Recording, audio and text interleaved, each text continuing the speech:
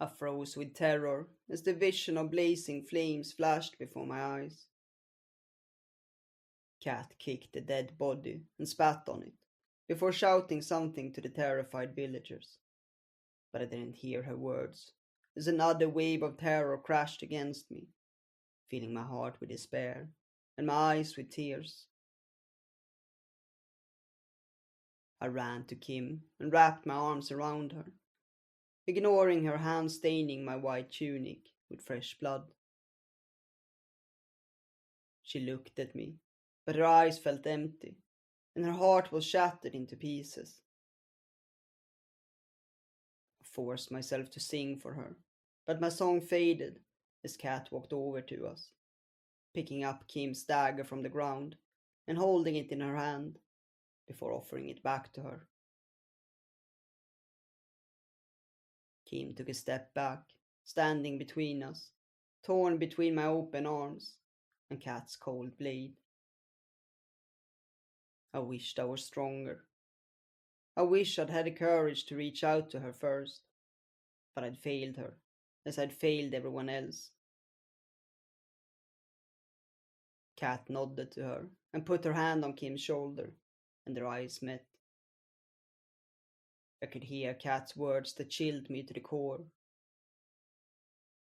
Don't think about what you did. Think about what would happen if you didn't. It was not fair. No one should be forced to make such a choice. But Kim nodded quietly and accepted the dagger from Cat's hand.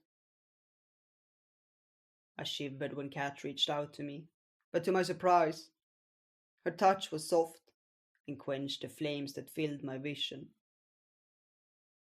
Even though the despair that had taken root in my heart remained, for the first time, I felt I could breathe, not feeling suffocated by the flames.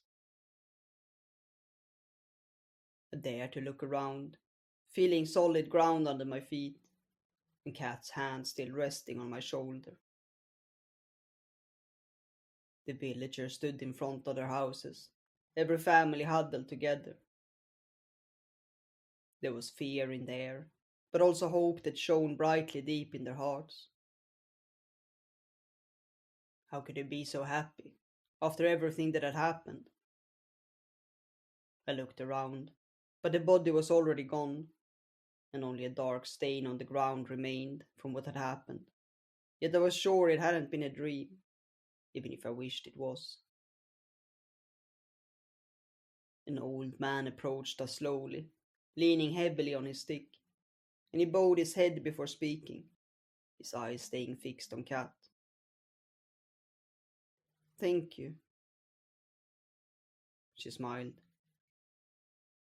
The day will come when the Queen will meet the same fate. Sara's army is getting bigger with every passing day. I felt confused, not understanding what she spoke about, but I could see the faint smiles on the faces of those who heard her words. You know what to do? Cat asked, and the old man nodded before walking to Kim and taking her blood-stained hands in his.